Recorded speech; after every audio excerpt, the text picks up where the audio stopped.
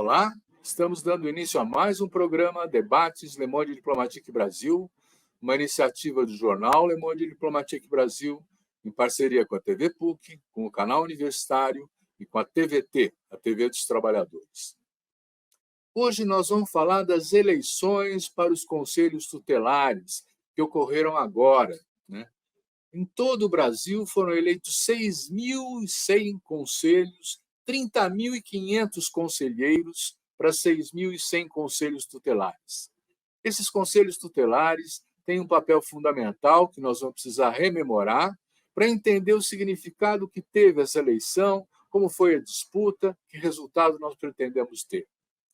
Para discutir esses temas, nós estamos convidando a Miriam Truboloni. A Miriam, muito obrigado, Miriam, por estar topando participar daqui. A Miriam é do FOCA, né, do Fórum da Criança e do Adolescente de Pinheiros. E ela participou também da organização do processo eleitoral dos conselhos. Ela tem muito para contar para a gente dessa experiência. Nós vamos contar com a sua participação. Quero apresentar para vocês também o Júnior, o Fernando Júnior. O Fernando Júnior, ele é diretor de formação do Conselho de Direitos da Criança e do Adolescente de São Paulo. É isso, né, Júnior? A Associação Paulista de Conselheiros e Ex-Conselheiros Tutelares. É a Muito PCT. Obrigado. É melhor você mesmo dizer do que eu, né? Tá bom. Tudo bem. Então vamos começar, Júnior, com você mesmo. Eu acho que nós primeiro precisamos assentar uma base comum de entendimento da importância desses conselhos e da importância dessa eleição. Então, eu queria que você lembrasse um pouco para a gente uma coisa que já é consolidada, né? Quer dizer, o que são esses conselhos tutelares, quando eles surgiram, o que eles fazem? Não são perguntas fáceis, né? Mas bora lá. Bom, vamos iniciar então aí, aqui na nossa cidade, né, na capital paulista, a gente tem a primeira gestão de conselhos tutelares na década de 90, ali em 1992, quando a então prefeita Luísa Erundina cria 20 conselhos tutelares, né, na cidade de São Paulo. E de lá para cá, a gente teve o avanço aí de criação, 32 conselhos, né? Então, hoje, a cidade de São Paulo, ela conta com 52 conselhos tutelares. O conselho tutelar é, objetivamente falando, tentando falar de uma maneira que esteja compreensível as pessoas que estão conosco assistindo, o conselho tutelar responsáveis de zelar pelo cumprimento dos direitos da criança e do adolescente, né? Então, quem é que tem a responsabilidade na nossa sociedade de garantir os direitos dos nossos meninos e meninas? É a família, é a sociedade e é o Estado. Quando um desses três são omissos, negligentes ou violam os direitos das nossas crianças e adolescentes, o Conselho Tutelar é o órgão que deve ser acionado para que ele possa, por meio das suas ferramentas, restabelecer um direito que foi violado, negligenciado ou ameaçado, né? Então, eles são os zeladores, né, os guardiões desses direitos que o Estatuto da Criança e do Adolescente prevê pela Lei 8.069 de 1990, que é aí o nosso tão amado Estatuto da Criança e do Adolescente. Então, de uma maneira bem resumida e objetiva, são os conselhos tutelares que zelam para que aqueles que têm a obrigação de garantir os direitos da criança e do adolescente o façam. E quando estes não fizerem, eles possam ser acionados para que, por meio das ferramentas de trabalho, eles possam acionar para que seja restabelecido o direito que foi violado. Objetivamente, eu diria que conselhos tutelares têm essa função, essa competência. É um excelente começo. Miriam, você pode nos dar uns casos concretos do que trata o Conselho Tutelar? Então, às vezes chegam no Conselho Tutelar situações de violência, né, situações cotidianas de violação de direitos. Então, uma criança e um adolescente que está fora da escola, né, ela está com seu direito violado, ela pode recorrer ao Conselho Tutelar. Às vezes, uma criança e um adolescente que não está tendo seu direito garantido, de saúde, de educação, de assistência social. Muitas vezes, as próprias famílias procuram o conselho tutelar como uma forma de garantir direitos. E, por vezes, as próprias famílias estão com seus direitos violados. Então, acho que essa é uma questão importante, porque, por vezes, se julga que a família é negligente, mas há situações que a negligência parte do próprio poder público, que não garantiu o atendimento. Então, o direito ao trabalho, à renda, à moradia está violado, e o Conselho Tutelar pode requisitar esses serviços públicos, pode acionar as políticas públicas para que esses direitos sejam restabelecidos. Além disso, o Conselho Tutelar pode fiscalizar os serviços de atendimento a essa população, seja criança, a serviços que atendem crianças e adolescentes. Essa é uma outra função. Então, ele é um membro da comunidade que tem que estar atento a essas situações, tem que trabalhar de forma articulada com vários setores, saúde, educação, tem que conhecer, tem que ter uma série de conhecimentos para que ele possa requisitar e restabelecer esses direitos.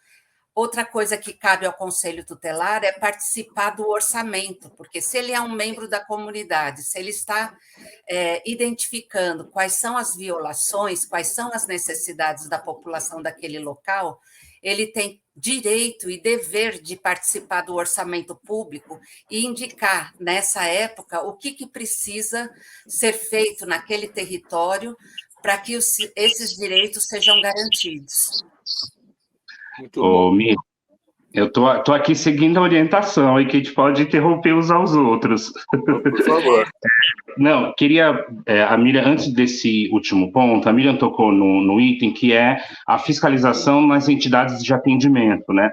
Eu acho que esse é um dos pontos, não mais importante, mas tão importante quanto as demais atribuições que o conselheiro tutelar tem, contudo, ele é pouco exercido, né? Porque os conselhos acabam tendo, se atribuindo, né, ou sendo atribuído a eles, tantas questões, tantas funções que muitas vezes não são de sua competência, que aí falta tempo para fazer aquilo que de fato é, né? Então, o que é fiscalizar as entidades de atendimentos governamentais e não governamentais, né? Nós estamos falando que, pelo Estatuto da Criança e do Adolescente, pela lei federal, existem 2 órgãos fiscalizadores. Um é o Ministério Público e o outro é o Conselho Tutelar, né? Então, olha a importância e olha a dimensão de competência e atribuição que esse órgão tem. Então, quando ele vai fazer uma fiscalização numa entidade de atendimento, ele vai aqui, embutido aí no seu pensamento, pensando, né?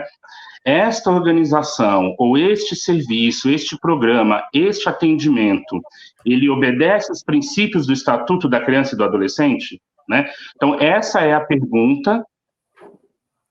Espera aí, que eu me bananei aqui. Aqui, voltei. Não, tá certo. Essa é a pergunta que vai ali permeando durante todo o período da visitação naquele espaço físico onde está sendo feito o atendimento. Este espaço está atendendo de acordo com os princípios da criança e do adolescente, de acordo com os princípios do Estatuto da Criança e do Adolescente? Se não estiver, claro, o Conselho vai estabelecer ali um período, um prazo de adequação, vai apontar para a organização social, governamental, não governamental, né, quais são as adequações necessárias, o que precisa ser feito, por que ele está considerando que não está de acordo com os princípios do Estatuto, e vai estabelecer um prazo, né? E aí, depois de um tempo, ele vai retornar nesse espaço, vai retornar nesse lugar, para que ele possa, então, dar continuidade no processo de fiscalização, de monitoramento. Então, esse é um ponto bastante interessante. E, por último, que a Miriam trouxe, que eu acho, assim, crucial não existe prioridade absoluta sem prioridade no orçamento. Então, a gente fala do Estatuto da Criança e do Adolescente, que trouxe a criança e o adolescente para uma doutrina da prioridade absoluta, mas se a gente não incluir ela no orçamento, como é que ela vai ser prioridade? Né? Então, ela precisa estar no orçamento público. E aí, o atendimento do Conselho Tutelar no seu dia a dia, ele precisa refletir isso. Né? O atendimento do Conselho Tutelar precisa resultar na contribuição e no apontamento desse Conselho para a inclusão na peça orçamentária de quais são as reais necessidades que o território tem a partir da demanda atendida. Era um pouco isso que eu queria contribuir. E eu fico com uma pergunta, né? O Conselho Tutelar tem poderes de tomar decisões ou ele aciona outros órgãos públicos, como a Segurança Pública, como, enfim, a Secretaria de Assistência Social? Miriam, como é que é isso? Qual é o poder do Conselho Tutelar? Eu acredito que as duas coisas. Ele aciona o tempo inteiro, né? Ele tem que acionar, e para isso é importante ele conhecer, ele trabalhar com a rede de atendimento, conhecer as políticas públicas e poder acionar e saber o que compete a cada serviço, a cada política pública. Fora isso, além de acionar, ele tem poder, porque o Conselho Tutelar, ele aplica medidas de proteção.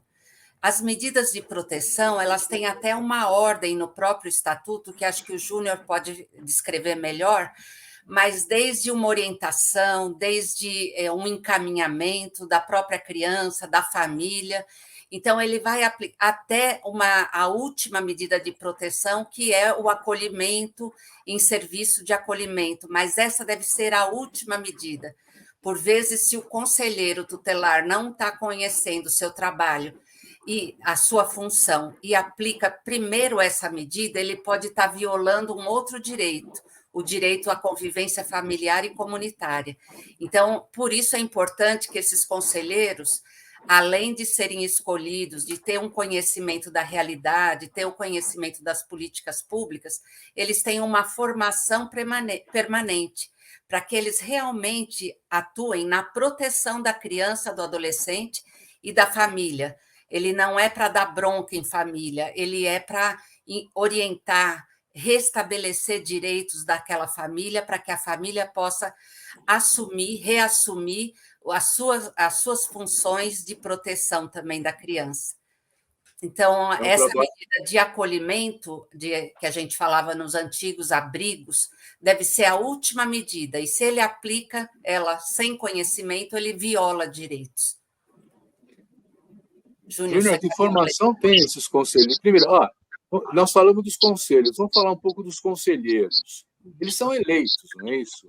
Eles têm mandato, eles têm uma remuneração, é tempo integral, não é?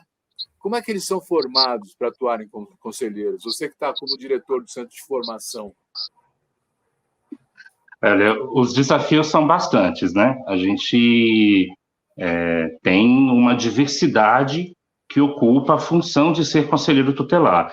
Então, você tem os mais inimagináveis possibilidades de perfil, né, exercendo a ação conselheira. Eu queria só, se você me permite, queria dizer uma coisinha que eu acho que é importante para quem nos assiste conseguir compreender a função do conselho tutelar, né? Então, o conselheiro tutelar, quando ele realiza um atendimento, a primeira função dele, a primeira tarefa que ele tem é identificar o direito violado, né? Então, neste relato, nessa presença dessa família que está aqui, ou encaminhamento trago pela rede, né, do território, qual é o direito violado dessa criança? Então, ele vai estudar ali naquele atendimento quais são os direitos violados. No segundo momento, ele vai compreender, interpretar e achar ali quem são os agentes violadores deste direito. Quem é que está violando o direito dessa criança, né? Identificou essas duas coisas, aí ele vai para os encaminhamentos e para as requisições e acompanhamentos necessários.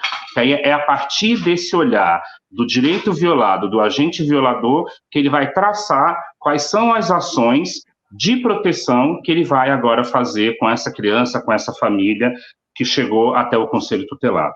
Bom, falando do Conselheiro Tutelar, né?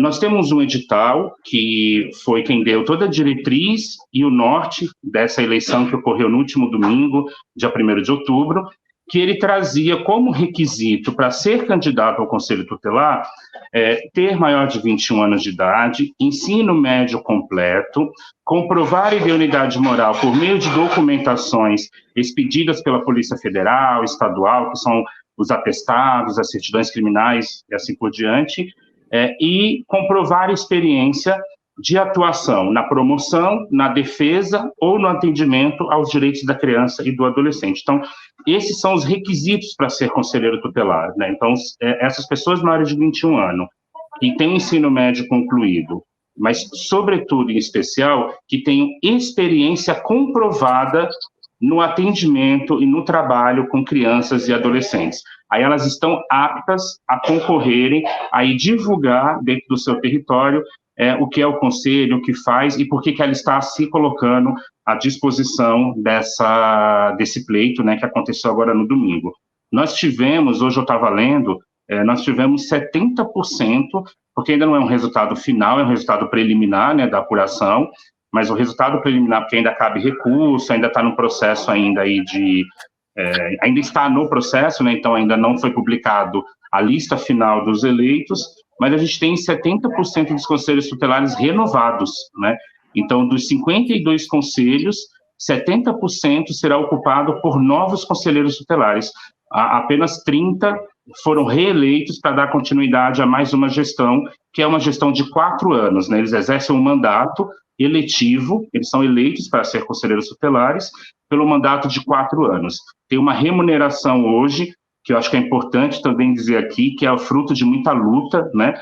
Porque os primeiros conselheiros tutelares recebiam uma ajuda de custo ali de R$80, R$180 quando começaram, e hoje a remuneração, depois de muita luta da classe trabalhadora, ela é de R$4.000, com direito às férias, a 13º, então, enfim, com os direitos sociais e trabalhistas garantido, fruto, de novo, quero repetir, de muita luta da classe trabalhadora.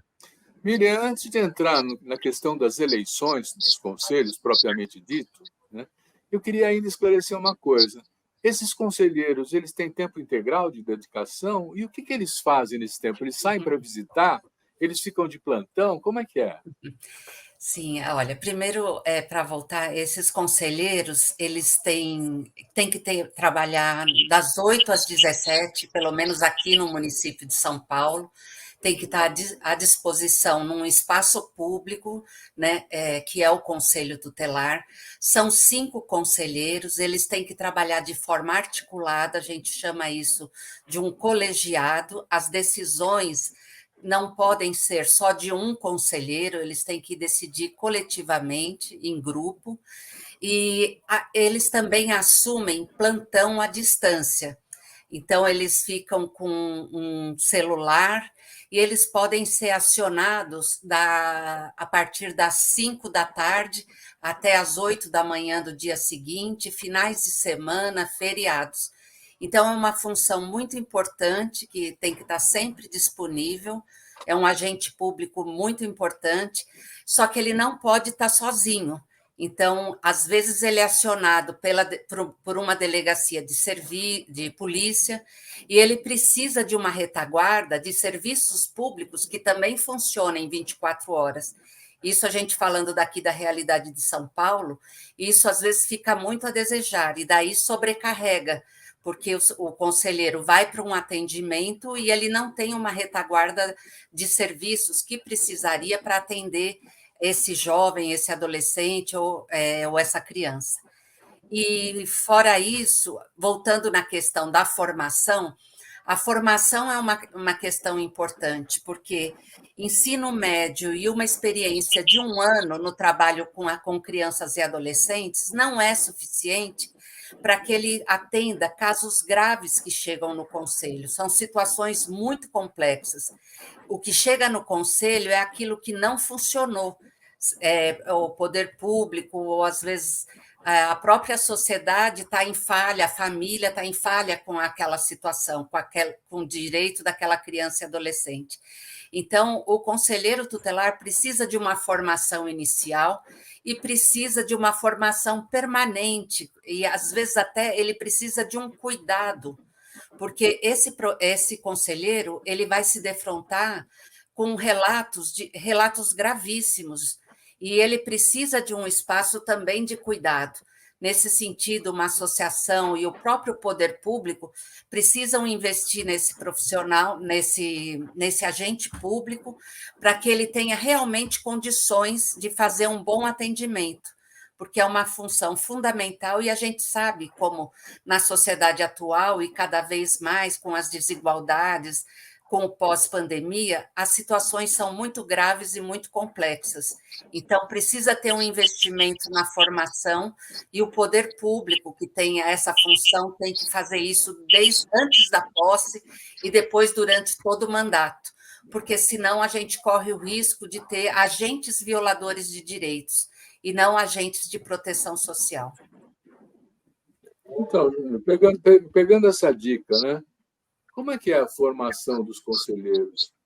Você fala que é continuada, mas tem um primeiro pacote, né? Você pode falar disso? Então, a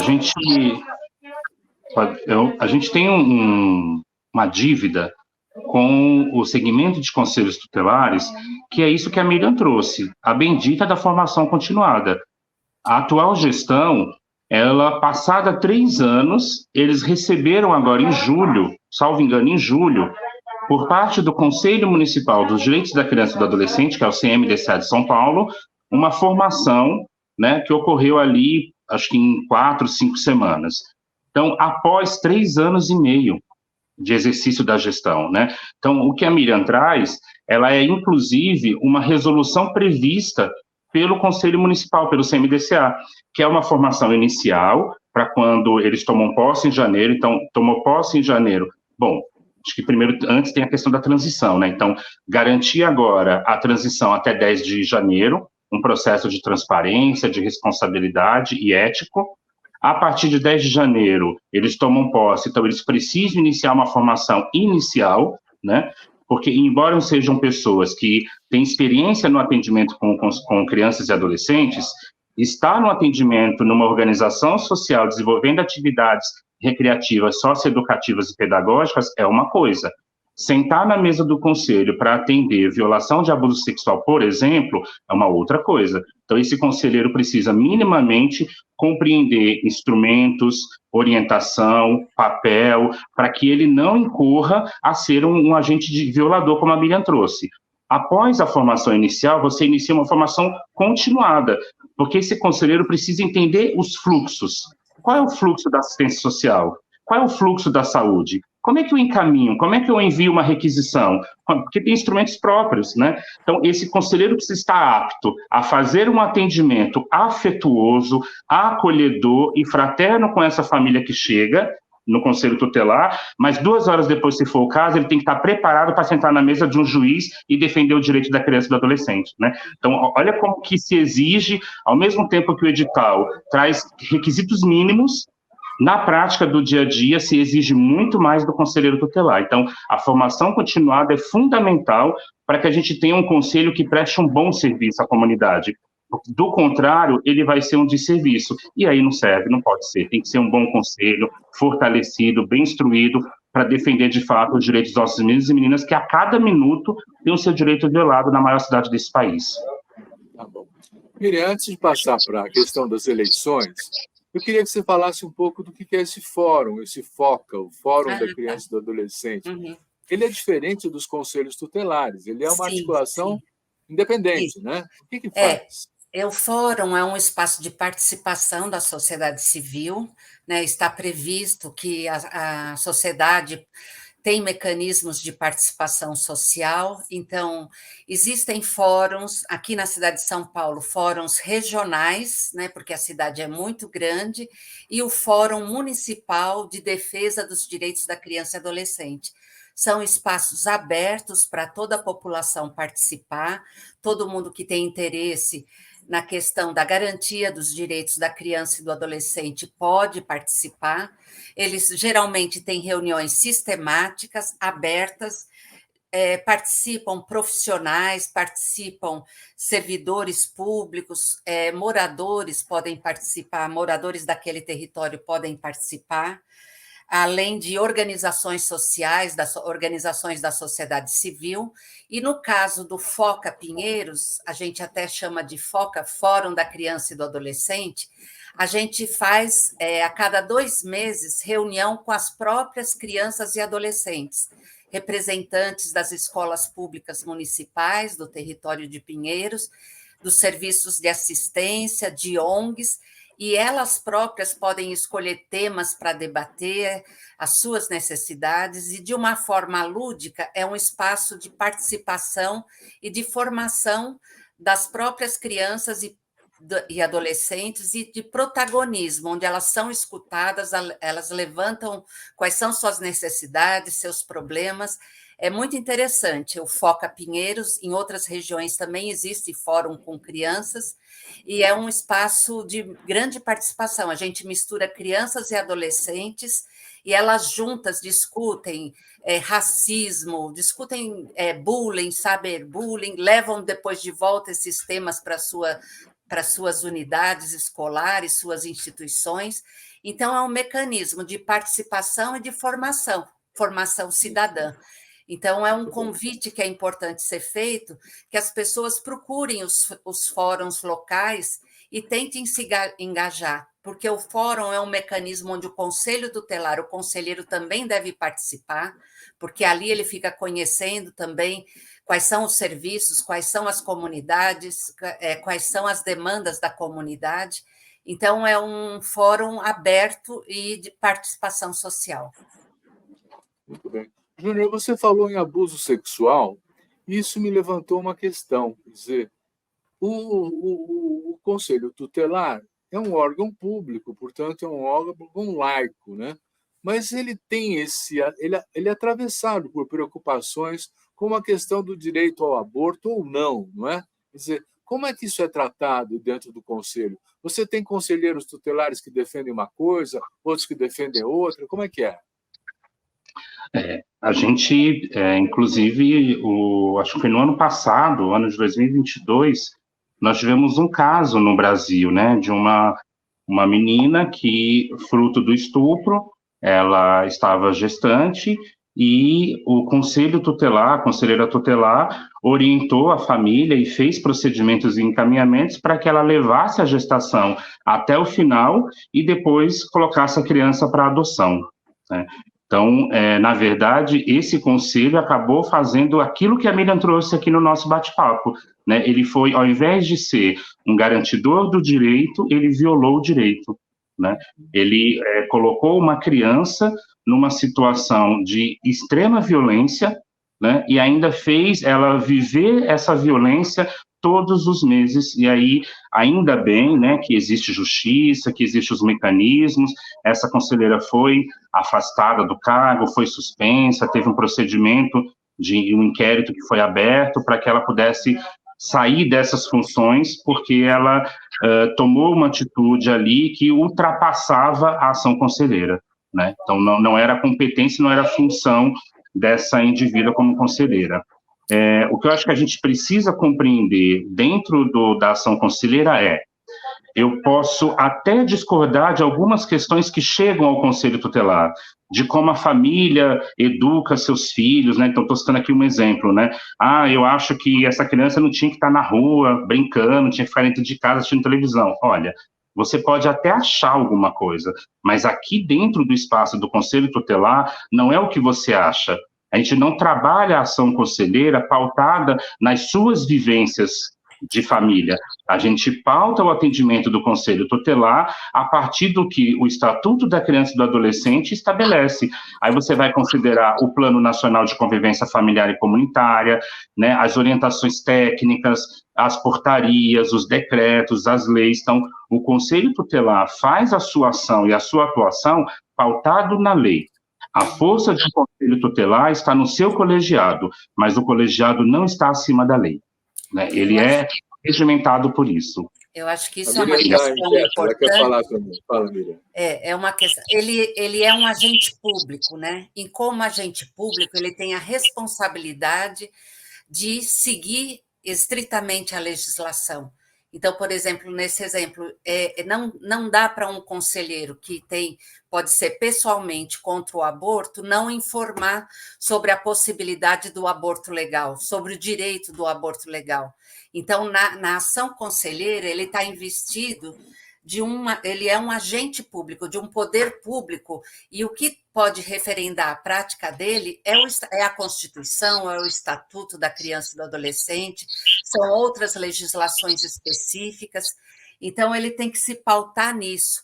E nisso é importante que a gente saiba, porque na prática a gente sabe que acontece. A gente sabe que tem pessoas disputando esse espaço do Conselho Tutelar para ocupar esse espaço e disseminar essa própria crenças e valores que são contra o que está previsto na legislação nacional. Então, o papel de fiscalização do Fórum da Criança e da própria sociedade. Então, Júnior, a bola está com você. Quem fiscaliza os conselhos tutelares? Acho que, de via de regra, a gente tem que fortalecer a ideia de que quem elegeu, tira. Então, o Conselho Tutelar, os conselheiros tutelares são eleitos pelo povo. E esse povo que o elegeu também é o povo que pode tirar esse conselheiro quando ele presta um desserviço na ação conselheira. Contudo, hoje nós não temos uma comissão disciplinar de ética, né? Ela vai passar a existir a partir do dia 10 de janeiro, que é quando esses conselheiros tomam posse. Então, a nova gestão, ao tomar posse no dia 10 de janeiro, ela já vai ter que lidar com uma comissão disciplinar de ética, que é a comissão responsável por apurar, por investigar, por abrir um processo administrativo quando o conselheiro tutelar não está cumprindo com o que manda a legislação, com o que manda o regramento, as normas, a lei municipal, estadual e federal, né? Então, a partir de 10 de janeiro, os cidadãos poderão relatar essas denúncias, poderão oficializar essas denúncias, que hoje elas são encaminhadas ao CMDCA, que é o Conselho Municipal, e o Conselho Municipal faz ali uma avaliação, encaminha ou não encaminha para o Ministério Público, ou as pessoas encaminham direto ao MP uma denúncia contra o Conselho Tutelar, aí o Ministério Público abre um inquérito civil, notifica a CMDCA, notifica as partes e abre um processo de investigação, de apuração.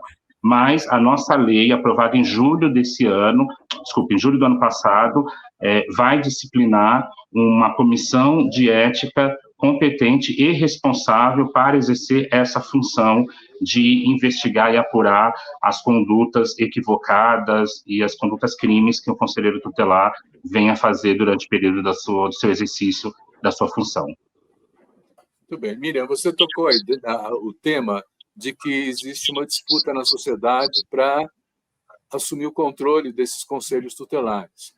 Eu tenho lido nos jornais também que há igrejas que mobilizaram ônibus para garantir que os seus fiéis fossem votar nos conselhos tutelares. E há uma notícia de que houve uma mobilização extraordinária na sociedade esse ano, maior do que a outra vez dos outros conselhos. Eu queria que você fizesse uma análise disso. Essa mobilização foi grande, não foi? O que resultou disso? Nós estamos tendo realmente uma disputa ideológica em torno dos conselhos? Eu acredito que sim. Ela não é recente, mas ela tem permanecido. Eu acho que o Conselho Tutelar é um espaço também que reflete um pouco a própria disputa na sociedade. Essa questão de denúncias tem que ser apuradas, o abuso do poder político ou do poder religioso é uma questão grave. A gente vê que, às vezes, ocupar esse espaço do Conselho Tutelar por vezes, não tem a ver com a defesa e a garantia dos direitos da criança e adolescente. Tem setores da sociedade, principalmente de igrejas conservadoras, né, que têm procurado disputar esse espaço como uma forma de trazer pautas, né, moralistas para dentro dessa prática, para esse atendimento, para trazer pautas que são, por exemplo, contra a questão de gênero, que virou uma grande questão de disputa na sociedade, às vezes também para trazer uma visão de uma família tradicional, que é uma visão que praticamente não corresponde à realidade das famílias, na realidade. Então, esses setores vêm para disputar esse espaço também como um espaço de poder, ou como um mecanismo para ocupar outros espaços de disputa na sociedade. Então, eu acho que isso é um desserviço, né, para os direitos da criança e do adolescente, e a gente precisa rever a própria legislação, apurar essas denúncias, porque a gente sabe que muitas vezes é importante comprovar o que está sendo feito, mas essa apuração, essa revisão da legislação e essa questão do poder público efetivamente organizar um processo eleitoral que favoreça a participação, acho que a participação foi maior, porque a sociedade está conhecendo mais qual é o papel, está ciente dessa disputa, dessa ocupação de espaço. Então, a gente teve uma participação maior nessa eleição, parece que não só na cidade de São Paulo, mas em todo o território nacional, e isso vem nesse sentido, porque setores ocupam esse espaço como um espaço de disputa de pautas conservadoras e outros setores falam, não, vamos ocupar também, vamos disputar isso, porque o que está em jogo é o direito da criança e adolescente, é o cumprimento do estatuto, é uma função que é super importante, às vezes é desconhecida e é cobrada de funções que não são suas atribuições. Não sei se o Júnior vai completar. Tá, obrigado. Júnior, você, na sua militância atual, antes mesmo do resultado dessas eleições de domingo passado, quer dizer, a configuração dos conselhos, ela já envolvia essa disputa moral, conservadora, essas regras, ou isso é novidade? Como a Miriam trouxe, não é novo, né? Não é uma disputa nova, não aconteceu agora. Ela vem aí de algumas gestões, algumas eleições dos conselhos tutelares, e isso foi ganhando uma proporção, né? A gente fez aqui um levantamento muito superficial, né? Nada ainda oficial, mas, por exemplo, na região leste de São Paulo, nós temos 80% dos conselhos tutelares, são 18 conselhos tutelares na região leste de São Paulo, né? E desses 18, 80% foram eleitos conselheiros ligados a uma denominação religiosa, né?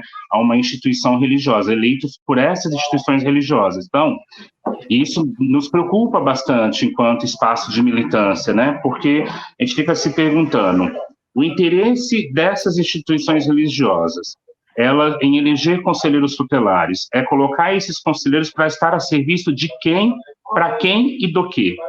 Né? A serviço de quem esses conselheiros tutelares estarão nos próximos 4 anos, quando a gente tem esse poder de articulação, de mobilização, de massa, para comparecer às urnas e eleger representantes religiosos, né, para o espaço do Conselho Tutelar. Nós temos uma eleição que, muito embora seja, tudo indica que foi a maior participação dos últimos tempos, mas nós temos um problema sério em São Paulo, na capital, que são os pontos de votação. Você distanciou a comunidade para ir comparecer às urnas e votarem, numa eleição que ela não é obrigatória, numa eleição que teve uma chuva torrencial até o período mais ou menos ali da hora do almoço, algumas regiões não pararam de chover, né? E aí você tem os pontos de votação que estão distantes quilômetros desse munícipe, né? Inclusive desse usuário do Conselho Tutelar, que vai ser alguém que já procurou, que vai procurar o Conselho Tutelar. Então, quanto mais você aproxima os pontos de votação das comunidades, maior será a participação. Quanto mais você distancia, menor será a participação. Então, acho que isso ainda é um desafio para a capital paulista, de universalizar os acessos, tornar eles o mais próximo possível para que a gente possa aumentar. Agora, eu tenho que dizer que eu acho que foi, assim, uma das coisas mais lindas que eu acho é esse processo de eleição dos conselhos tutelares. Durante alguns meses, a sociedade, as comunidades, os territórios, eles param para falar sobre conselho tutelar. Então, também é a oportunidade das pessoas se educarem, das pessoas aprenderem o que é o conselho, o que faz um conselheiro. É a oportunidade de desmistificar alguns rótulos que foram colocados para o conselho tutelar, como, o conselho tira os filhos da mãe, né? Se um adolescente está com comportamento, está com indisciplina na escola, eu vou chamar o conselho tutelar para ele, eu vou encaminhar para o conselho tutelar. Então, também foi uma oportunidade de desconstruir essa imagem punitiva, severa e ruim que o Conselho Tutelar acabou passando ou que a sociedade acabou construindo sobre a visão do Conselho. Então, eu acho que é um processo bonito esse de falar sobre Conselho Tutelar durante 3 meses, 6 meses, da gente parar e poder ir para as escolas e ouvir a juventude e divulgar a eleição do Conselho. Eu acho muito lindo, eu acho, assim, de uma riqueza tremenda. Ainda com você, Júnior, você falou de uma estimativa, de uma primeira aproximação dos resultados da Zona Leste. Você tem outros resultados de outras regiões também para poder nos apresentar? Acho que a Miriam pode contribuir um pouco, mas não é muito diferente, não, né? A gente fez um pouco um balanço aí na cidade, a gente está aguardando alguns números, alguns contatos confirmarem conosco, mas o resultado ele é um pouco geral. Agora, ele não é um resultado novo. A última gestão, nós já tínhamos 50% dos conselhos tutelares ocupados por essa mesma denominação religiosa, esse mesmo agrupamento religioso. Essas mesmas instituições, na eleição passada, em 2019, já elegeram 50% dos conselhos tutelares. Então, o que a gente está com a impressão é que avançou mais um pouco, que a gente tem mais um avanço, além desses 50%, aí deve ter ido para uns 70% na cidade como um todo. Mas acho que a Miriam pode ter uma informação mais concreta. Eu acho que, assim, eu estava lendo até uma análise inicial de um sociólogo, Ruda Hit, e ele fala o seguinte: parece que o campo progressista, né, mais vinculado à defesa dos direitos da criança e ao próprio que está previsto no Estatuto da Criança e do Adolescente, parece que ele foi ele teve mais resultados em regiões da classe média. Eu falo, por exemplo, aqui em Pinheiros, em algumas regiões mais centrais, houve uma mobilização bastante grande até para se contrapor a essa ocupação desse espaço. Então, a população e a própria sociedade civil organizada, as redes sociais, mobilizaram muito para essa participação, até como uma forma de contrapor a ocupação desse espaço de uma forma incorreta. Parece que isso, pelo menos é uma visão inicial, de que isso se manteve de alguma forma no Brasil, em regiões mais centrais. Isso pode dizer também, às vezes, de outras formas de vinculação com setores religiosos, na linha de oferecer coisas como transporte, de oferecer outras vantagens para uma eleição, ou fazer uma eleição só baseada numa indicação que não faz um verdadeiro debate, né, de um conhecimento de quem são esses conselheiros, um voto quase que identificado, encomendado por dirigentes religiosos, né? Então, acho que isso são coisas que a gente precisa ver, como que a gente pode ampliar o debate mesmo. Por exemplo, aqui na região a gente tentou fazer debates, que era uma função da comissão de organização, e esses próprios candidatos não compareciam ao debate, porque eles priorizam esse espaço que eles já têm de participação deles em igrejas. Então, isso é muito grave, e a gente precisa ver na legislação formas de mexer com isso, e eu acho que a participação social em fóruns regionais, fóruns municipais, também pode ser um mecanismo onde a sociedade se aproprie, né? Porque criança é prioridade absoluta. Se isso fosse cumprido, não precisaria nem ter conselheiro tutelar. Se tem conselheiro tutelar é porque, na prática, às vezes a gente tem boas legislações que são referências no mundo inteiro, mas é aquela coisa de letra morta, aquela coisa de que não é cumprido, aquela coisa de que não é de conhecimento público, de que as pessoas não se apropriam dos seus direitos. Então, acho que esse é um desafio para a sociedade.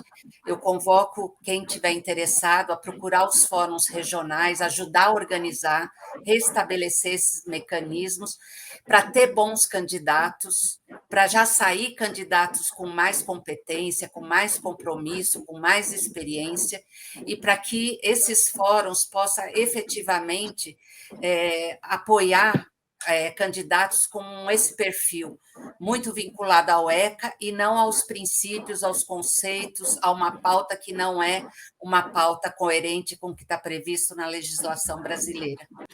Júnior, como é que nós vamos conviver com conselhos tutelares que têm 70% dos seus conselheiros se pautando pela Bíblia e pela orientação do seu pastor, ao invés da Constituição e do ECA? Como é que a gente faz? É um desafio.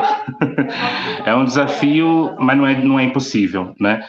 a Miriam apontou um dos caminhos, e um dos caminhos é fortalecer o controle social, fortalecer os espaços que discutem o direito da criança e do adolescente. E o Fórum dos Direitos da Criança e do Adolescente é esse espaço que tem que ser legitimado, potencializado, divulgado e participativo. É dar lugar e voz às crianças e aos adolescentes para terem assento nesses fóruns, para que eles venham dizer o que pensam, o que propõem, o que discutem. E nós, enquanto sociedade civil, temos que fazer o nosso controle social, né? Aonde estão esses conselheiros, quem são esses conselheiros, como é que está sendo a ação conselheira, e exigir prestação de contas, né? Então, tem que fazer prestação de contas, né? Qual foi o plano traçado por essa gestão neste ano de 2024, que nós vamos entrar aí na nova gestão, quando entrar em 2024, qual é o plano de trabalho desse colegiado, né? Esse colegiado pretende investir uma atuação pautada em quais eixos, sem fugir daquilo que é a sua competência, que toda violação de direito que chegar ao Conselho será acolhida e atendida e encaminhada, mas existem pautas gritantes em cada território que precisam ser olhadas com prioridade, né? Então, nesse sentido, os fóruns da criança e do adolescente têm um papel crucial de dar suporte para o Conselho Tutelar, porque um Conselho Tutelar fortalecido contribui com a comunidade, mas ele também é o fiscalizador da ação conselheira. E quando este fórum entender que este conselho está violando e não garantindo, ele tem que ser denunciado e tem que ser destituído do cargo ao qual ele foi empossado por lei, mas pelo voto direto. Então, ele está a serviço da comunidade, ele está a serviço da criança e do adolescente. E se for o contrário, ele deve ser cassado, representado e chamado os suplentes para assumirem ou uma nova eleição individualizada, se o caso for. E eu acho que tem que ter consciência de que eles são agentes públicos e que os agentes públicos precisam ter como norte na sua ação todos os princípios previstos na legislação. Então, isso deve pautar a prática da ação conselheira. E acho que a formação nesse sentido é fundamental. Investir para que esses conselheiros conheçam a legislação, aprofundem o conhecimento no próprio Estatuto da Criança e do Adolescente, conheçam as políticas públicas, conheçam os atores, os outros atores do sistema de garantia de direitos, trabalhem em colegiado, quer dizer, a partir do momento que eles são eleitos, eles são um grupo, eles são um coletivo, cada conselho são 5. Então, eles precisam discutir os atendimentos, tomar as decisões em grupo. Isso pode minimizar um pouco alguns riscos, porque daí é um envolvimento de não só de uma pessoa. Se houver um equívoco, outras pessoas podem também vão ser responsabilizadas. Então, a ação conselheira é uma ação de um colegiado. E eu insisto na questão da formação. É uma formação permanente, continuada, que escute os próprios conselheiros para fazer o seu plano de formação, para elaborar um projeto, porque a formação não pode ser desconectada do que acontece no dia a dia. Não pode ser uma formação só teórica que não dê conta da realidade do que acontece no cotidiano. Então, a orientação, eu acho que o que é fundamental é ouvir esses conselheiros, elaborar um plano de formação e deixar bem claro qual é o seu papel enquanto agente público e quais são os parâmetros da sua ação, que é o direito da criança, do adolescente, que é o que está previsto em todos os direitos sociais e direitos políticos da nossa sociedade. Júnior, como é que faz a formação de 30.500 conselheiros eleitos agora, né? Esse pessoal que provavelmente tem uma parte reeleita, mas não são todos, né? Eles estão chegando. Não pode ser atribuído a cada município fazer o seu trabalho, porque cada um tem um jeito de fazer. Isso é uma responsabilidade nacional, estadual. Como é que você vê? O CONANDA tem alguma coisa a ver com isso? Então, não existe, pelo menos eu desconheço, que exista um plano nacional de educação continuada para conselheiros tutelares.